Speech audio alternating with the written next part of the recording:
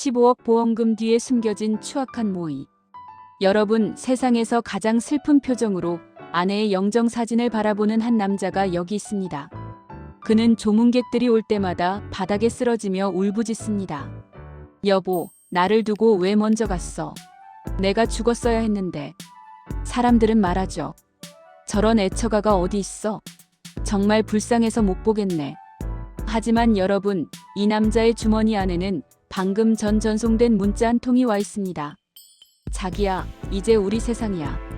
15억 입금되면 바로 강남 아파트 계약하러 가자. 서로는 푸른 꿈을 안고 계획하고 있었던 것입니다. 네, 이 남자는 지금 아내의 시신 앞에서 내연녀와 축배를 들 준비를 하고 있었던 것입니다. 그런데 말입니다. 이 모든 비극을 뒤에서 설계한 진짜 괴물은 따로 있었습니다.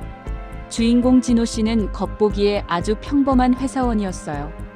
아내 미영 씨는 남편만 믿고 7년을 뒷바라지한 현모양처였죠.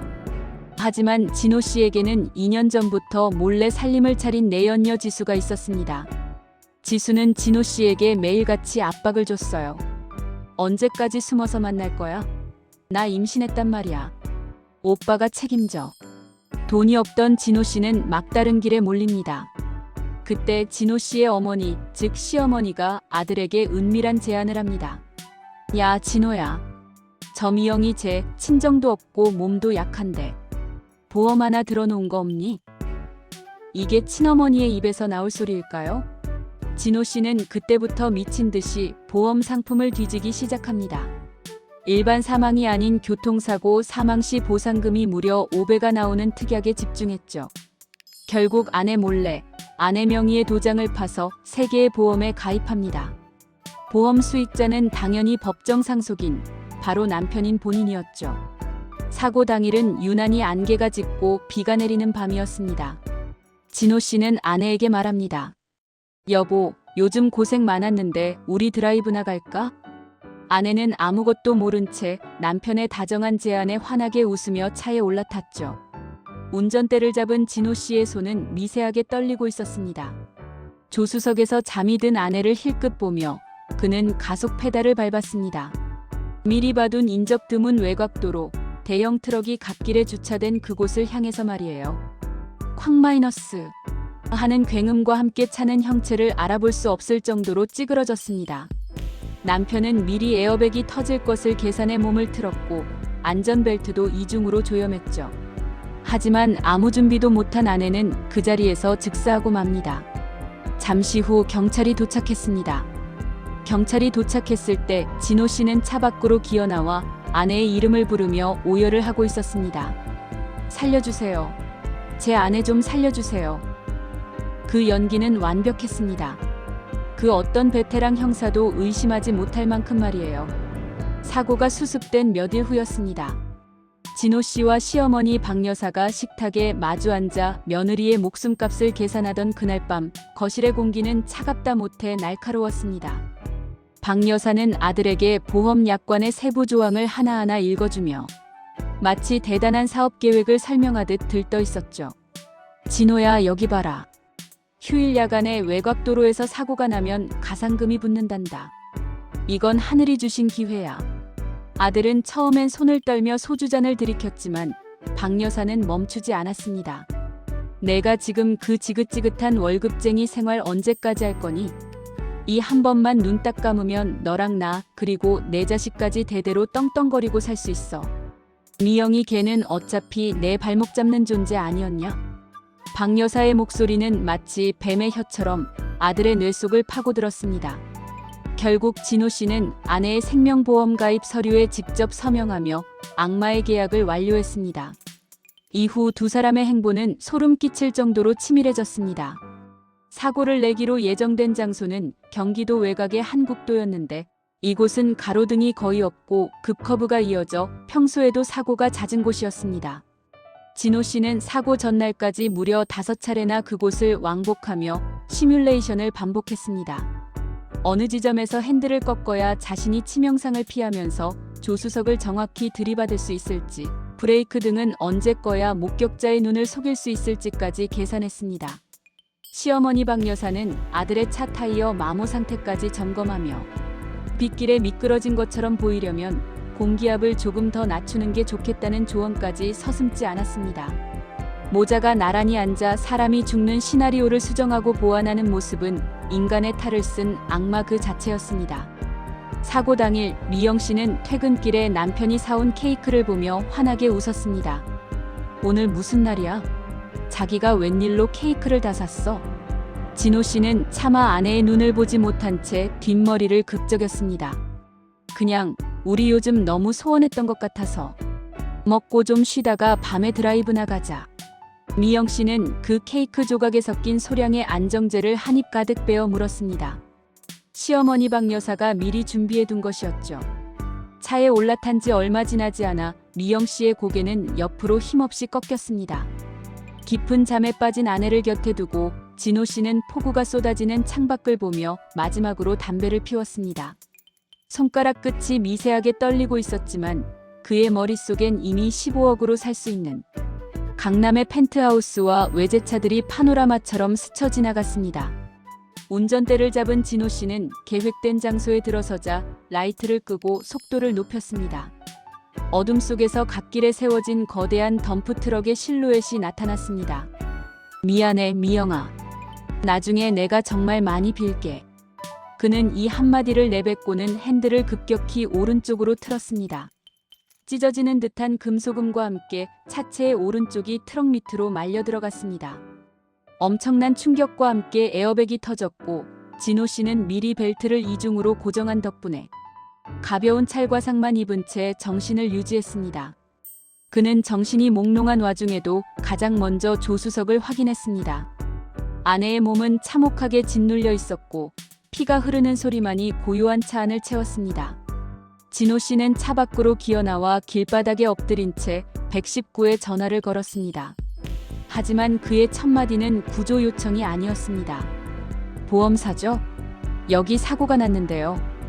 그는 순간적으로 튀어나온 본심을 황급히 삼키고는 비명을 지르기 시작했습니다.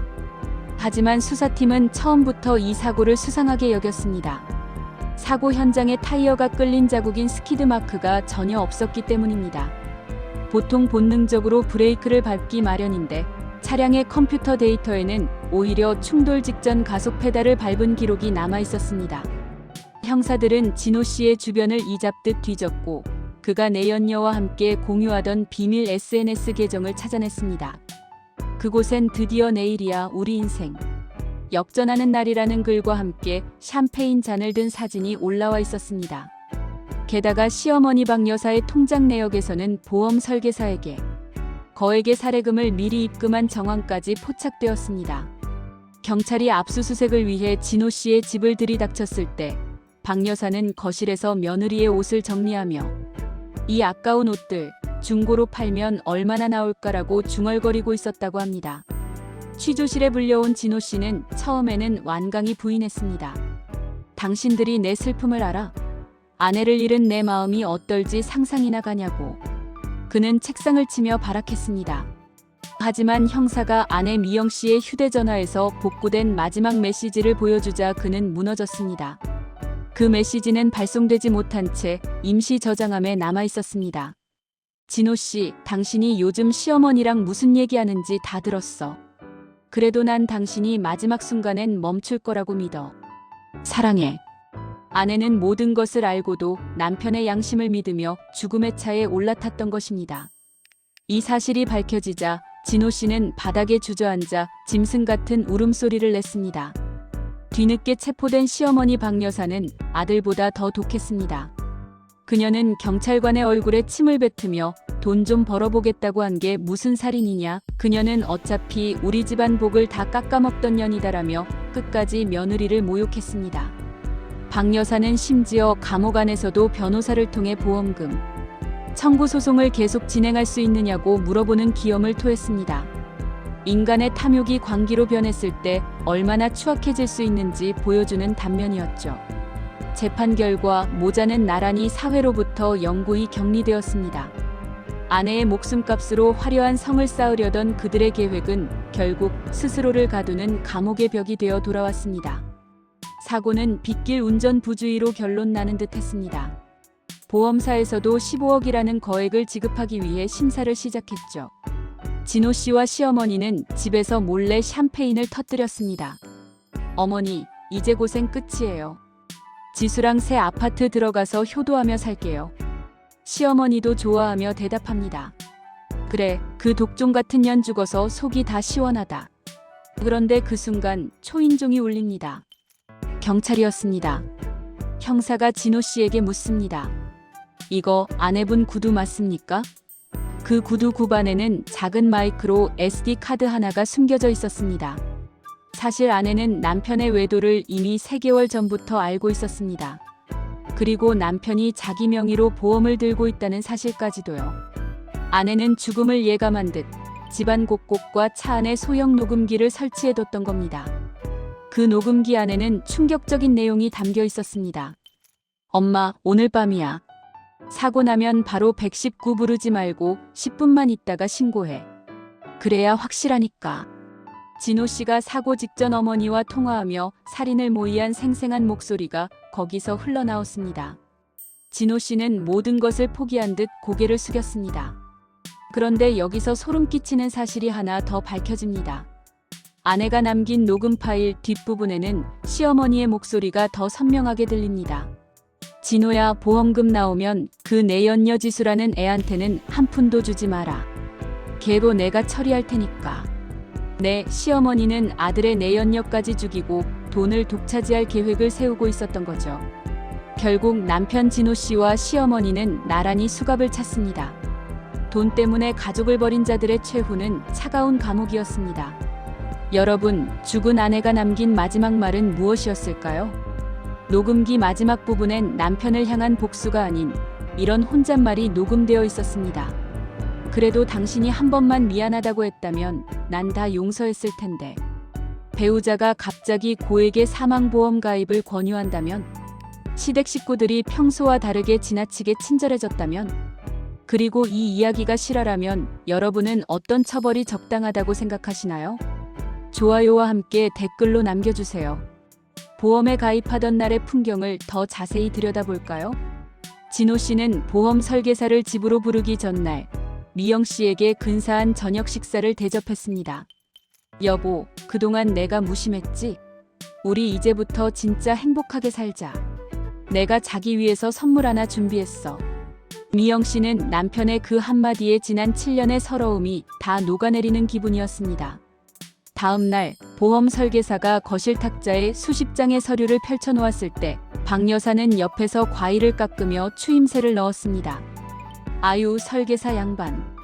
우리 며느리 명의로 제일 비싼 거, 제일 보장 많이 되는 걸로 해줘요. 우리 애가 몸이 약해서 내가 걱정이 돼서 그래. 설계사가 사망 시 수익자를 누구로 하겠냐고 묻자 박 여사는 짐짓 양보하는 척했습니다. 당연히 남편이지. 둘이 일심동체인데 무슨 고민을 해? 미영 씨는 시어머니의 그 독한 눈빛이 돈을 향하고 있다는 걸 꿈에도 몰랐습니다. 서류에 지장을 찍는 미영 씨의 손등 위로 박 여사의 거친 손이 겹쳐졌습니다. 그건 축복의 손길이 아니라 사지로 밀어넣는 악마의 손길이었습니다. 지장을 다 찍자마자 박 여사는 설계사를 화장실 앞까지 따라가 조용히 물었습니다. 저기, 이거 사인한 직후에 사고 나도 돈 바로 나오는 거 맞지? 한편 남편 진호 씨와 내연녀 지수 씨의 관계는 더욱 점입가경이었습니다.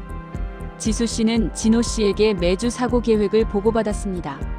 오빠, 그 도로 가봤어? 가로등 없는 거 확실해?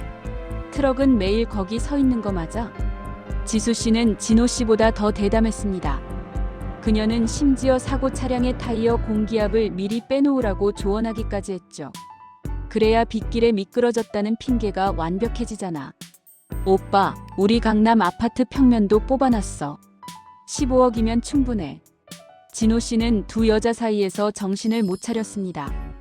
한쪽에서는 죽여야 할 아내가 잠든 숨소리를 듣고 다른 한쪽에서는 그 죽음의 대가로 누릴 사치를 약속하는 내연녀와 사랑을 속삭였죠. 진호 씨는 사고 전날 내연녀 지수에게 이런 메시지를 보냈습니다. 내일 밤이면 그 지겨운 얼굴 안 봐도 돼. 내가 당신한테 최고의 선물을 줄게. 이 메시지는 나중에 경찰의 포렌식을 통해 세상에 공개되며 시청자들의 공분을 샀습니다. 사랑이라는 이름으로 포장된 살인모에 그 추악한 민낯이 드러나는 순간이었습니다. 사고 당일 밤 차 안의 분위기는 무거웠습니다. 진호 씨는 운전대를 잡은 손에 땀이 흥건해 계속해서 핸들을 고쳐 잡았습니다. 옆자리에서 자는 척하던 미영 씨는 사실 잠들지 않았습니다. 그녀는 남편의 거친 호흡과 자꾸만 백미러를 보는 불안한 눈빛을 느끼고 있었죠. 미영 씨는 직감적으로 오늘이 자신의 마지막 날이 될 수도 있다는 걸 알았습니다. 하지만 그녀는 도망치지 않았습니다. 아니, 도망칠 곳이 없었습니다. 그녀는 가방 속에 넣어둔 작은 녹음기에 전원을 켰습니다. 그리고 남편이 들리지 않게 아주 작게 속삭였습니다. 진호 씨, 지금이라도 차 돌리면 안 될까? 우리 그냥 다 포기하고 멀리 가서 살면 안 돼? 하지만 진호 씨는 라디오 볼륨을 높이며 아내의 목소리를 무시했습니다. 이미 그의 눈에는 도로 가의 어둠보다 15억이라는 황금빛 환상이 더 크게 보였으니까요. 여보, 자꾸 이상한 소리 하지 말고 잠이나 자. 금방 도착해. 이것이 남편이 아내에게 건넨 마지막 대화였습니다. 잠시 후 굉음과 함께 모든 것이 산산조각 났습니다. 이 비극적인 사건의 이면에는 우리가 미처 몰랐던 더 끔찍한 일상들이 숨겨져 있었습니다. 진호 씨가 아내와 드라이브를 떠나기 불과 일주일 전 미영 씨는 우연히 남편의 서랍 깊숙한 곳에서 낯선 계약서 뭉치를 발견했습니다. 그것은 보험 계약서가 아니라 이미 남편이 내연녀 지수와 함께 살기로 약속한 신축 빌라의 분양 계약서였습니다. 미영 씨는 손을 떨며 그 종이를 바라보았지만 남편에게 차마 묻지 못했습니다. 혹시나 자기가 잘못 본 것은 아닐까? 설마 내 남편이 그럴 리가 없다는 신락 같은 희망을 붙잡고 싶었기 때문이죠. 하지만 그날 저녁 시어머니 박 여사가 집을 방문했을 때 미영 씨의 희망은 산산조각이 났습니다. 박 여사는 평소보다 밝은 표정으로 미영 씨에게 비싼 영양제라며 알약 몇 알을 건네. 미영아, 요즘 부쩍 안색이 안 좋구나. 이거 먹고 푹 자야 내일 우리 진호랑 좋은 데도 가고 하지. 미영 씨는 그 친절함이 오히려 소름 끼쳤지만 시어머니의 강권에 못 이겨 약을 받아 삼켰습니다. 사실 그 약은 미영 씨의 정신을 몽롱하게 만들어 판단력을 흐리게 하려는 박 여사의 치밀한 계산이었습니다. 사고 당일 도로 위에서의 상황은 더 잔인했습니다. 진호 씨는 운전을 하면서 계속해서 백미러를 통해 잠든 아내의 얼굴을 확인했습니다. 7년을 함께 산 아내였습니다. 자기가 돈이 없을 때 자기 몰래 아르바이트를 하며 뒷바라지해주던 여자였고 자기 부모님께 구박을 받으면서도 군소리 없이 제사를 모시던 여자였습니다. 아주 잠깐 진호 씨의 발이 브레이크 위에서 머뭇거렸습니다.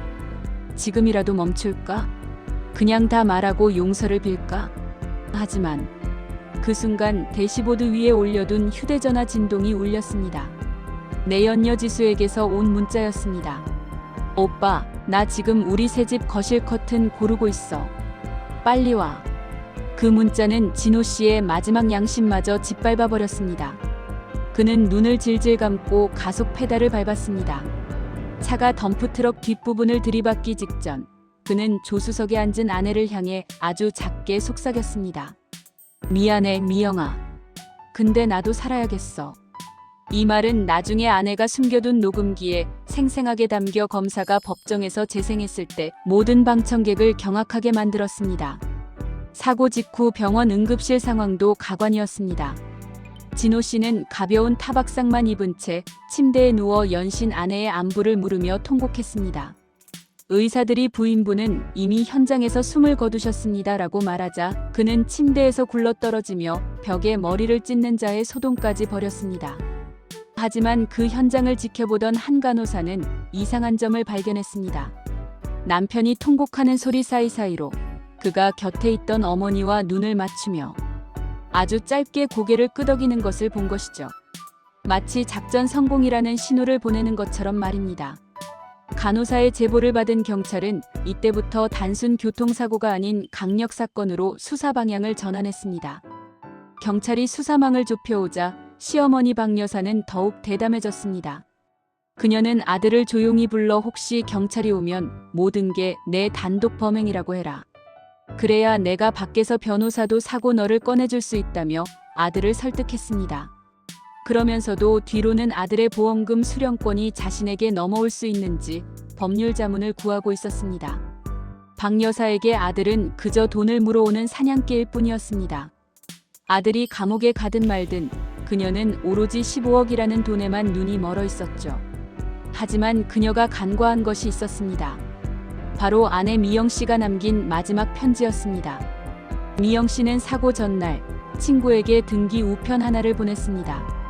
그 안에는 남편의 불륜 증거와 시어머니의 폭언이 담긴 녹음본, 그리고 만약 내게 무슨 일이 생긴다면 반드시 남편과 시어머니를 조사해달라는 간절한 부탁이 적혀 있었습니다. 수사 과정에서 드러난 또 다른 사실은 진호 씨가 아내 명의로 든 보험이 단순히 3개가 아니었다는 점입니다. 그는 이미 2년 전부터 소액보험 여러 개를 가입해 두었고 사고 직전에만 고액보험으로 갈아타는 치밀함을 보였습니다. 전문가들은 이 계획이 최소 2년 이상의 장기적인 살인 공모였다고 분석했습니다. 법정의 선박 여사는 끝까지 며느리를 탓했습니다. 그 애가 우리 집안에 들어와서 되는 일이 없었다. 재수가 없어서 사고가 난 거다라며 고인을 모욕하는 발언을 서슴지 않았습니다. 판사가 당신은 인간으로서 최소한의 양심도 없느냐고 꾸짖자 박 여사는 오히려 내가 내 아들 잘 되게 하려고 한 게 무슨 죄냐며 대성통곡을 했습니다. 그 눈물은 반성의 눈물이 아니라 다 잡은 돈을 놓친 것에 대한 분노의 눈물이었습니다. 결국 재판은 1년 넘게 이어졌고 그 사이 내연녀 지수는 다른 부유한 남자와 결혼해 해외로 도주하려다 공항에서 체포되었습니다. 그녀 역시 살인 방조와 사기 공모 혐의로 무거운 형량을 피할 수 없었습니다. 진호 씨는 감옥 안에서 뒤늦게 아내의 다이어리를 전달받았습니다. 그 다이어리의 마지막 페이지에는 이렇게 적혀 있었습니다. 진호 씨, 당신이 나를 죽이려 한다는 걸 알아. 그래도 당신을 믿고 싶어. 오늘 드라이브가 우리의 마지막이 아니길 기도해. 진호 씨는 그 글귀를 붙잡고 감옥 바닥에서 미친 듯이 울었지만 이미 늦었습니다.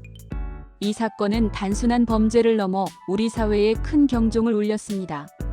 가족이라는 이름 아래 행해진 잔인한 폭력, 그리고 물질 만능주의가 낳은 비극적인 결말. 지금도 이 사건을 기억하는 사람들은 말합니다. 진정한 지옥은 죽어서 가는 곳이 아니라 믿었던 사람에게 배신당하는 바로 그 순간이라고요. 미영 씨가 하늘에서는 부디 배신 없는 곳에서 평온하기를 빌어봅니다. 여러분, 옆에 있는 사람의 손을 한번 잡아보세요. 그 손이 온기 가득한 사랑의 손인지 아니면 차가운 욕망의 손인지 말입니다.